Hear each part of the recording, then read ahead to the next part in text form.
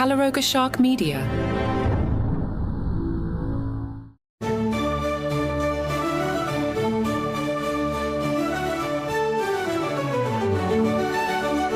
Hello and welcome to Palace Intrigue. I am your host, Mark Francis. Meghan, the unfocused Duchess of Sussex, has asked everyone to save the date, and that date is today. The podcaster, cooking show host, fruit spread maker, and wine entrepreneur shared the short clip on Instagram with the caption, "Save the date, 10/28/25. In it, Meghan strolls through a sunlit orchard wearing a sleeveless black dress and a cream sweater draped across her shoulders. She reaches towards a tree branch before the screen fades to the As Ever logo, a palm tree framed by two birds inside an octagon, followed by the words As Ever and Save the Date, October 28th. The video doesn't reveal what the date signifies, but royal watchers believe it points to a new product launch or a seasonal campaign. The aesthetic, with its soft lighting and pastoral imagery, continues the brand's signature style, natural, elegant, and rooted in Californian ease. As Ever, launched by Meghan in April 2025, describes itself as a curated lifestyle brand centered on simple, joyful living. Its debut collection featured pancake and crepe mixes, shortbread cookies with floral sprinkles, raspberry and apricot spreads, honey, tea, and Napa Valley Rosé. The brand's wine range expanded in August with the release of its 2024 Napa Valley Rosé, and reports suggest additional varieties are on the way. The teaser ends with Meghan walking away through the orchard as golden light filters through the trees, a quiet reminder of the brand's mantra, calm, continuity, and connection. Harry and Meghan have found themselves the punchline of a witty exchange in the new season of Nobody Wants This. In the latest episode, Kristen Bell's character, Joanne, is bickering with her sister Morgan, played by Justine Lupe, over Morgan's questionable relationship with her therapist.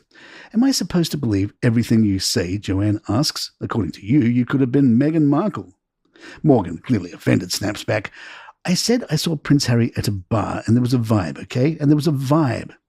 The line drew laughs from viewers, nodding to Harry and Meghan's own real-life love story, which began in 2016 after a mutual friend set them up.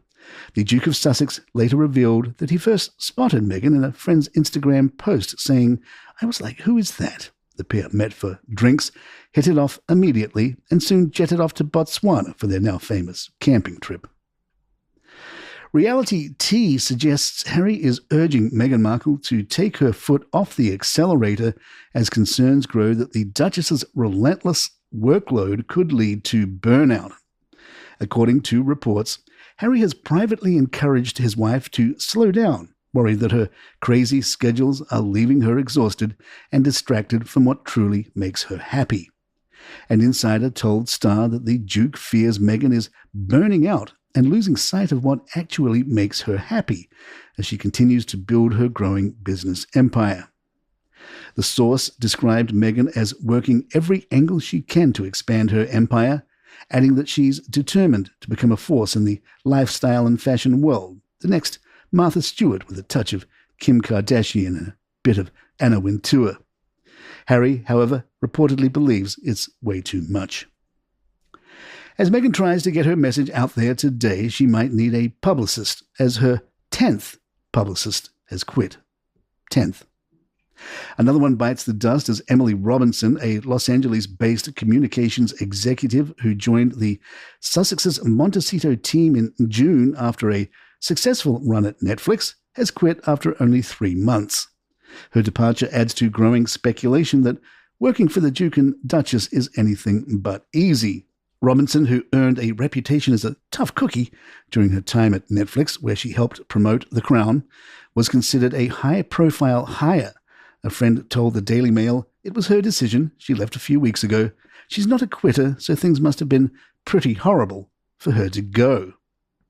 Adding intrigue, Robinson's LinkedIn profile made no mention of her brief time with the Sussexes the last time we checked.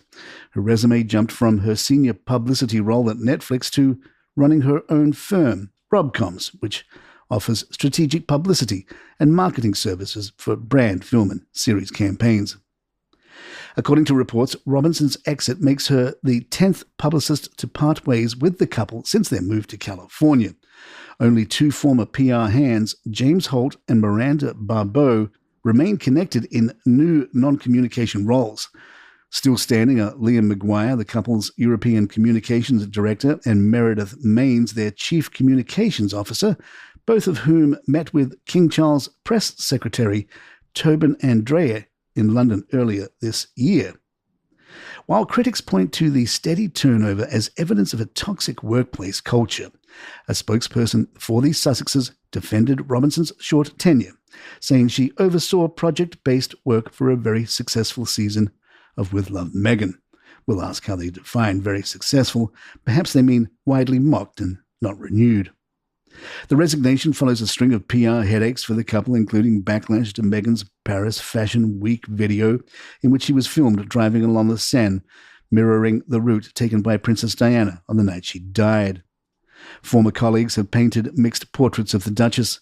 One source previously told The Hollywood Reporter, "Everyone's terrified of Meghan. She belittles people. She doesn't take advice. Harry is very charming, but he's an enabler." Another claimed she marches around like a dictator in high heels. More Palace in just a moment. Hey, it's Halloween week, and we have some great channels for you here at Caloroga Shark Media. Check out Ghost Scary Stories for hundreds and hundreds of shows and scary ghost stories curated over years of programming from your friends here. And we also have Halloween Pop-Up channel, which is a combination of ghost, murder, romance, trivia, music, all sorts of fun Halloween-themed shows. So check those both out. Ghost Scary Stories, there's a new episode every month, and Halloween Pop-Up channel for all your ghoulish fun. Piers Morgan called Harry and Meghan the epitome of the worst aspects of wokeism, the virtue signaling, the victimhood, the always blaming other people, and the rank hypocrisy. Like they're jumping on private jets, then preaching about the environment, preaching about poverty on their Twitter account, and then spending $1 million on a baby shower and so on. There's an underpinning of hypocrisy, double standards, virtue signaling, victimhood, all these things which I despise about the woke mentality, but they've become increasingly less relevant, really.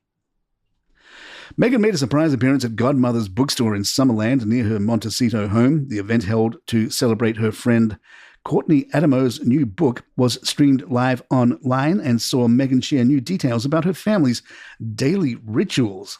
Speaking to the audience, Meghan said that music plays a big part in setting the tone of her day. "First thing I do when I wake up in the morning is turn the music on in the house. I always travel with a candle. I am so conscious and sensitive to fragrance, and I associate that with home." The Duchess explained that the family lights candles throughout their home and that she even brings a portable speaker and a favorite scented candle when they travel. Meghan also spoke lovingly about her daughter, Princess Lilibet, describing the 4-year-old as incredible and a very strong personality. She shared that the family has a nightly ritual where they discuss the day's highlights and challenges. "I say, 'What's your rose and your thorn?' and she goes, 'My day was just a blast,'" Meghan said with a smile.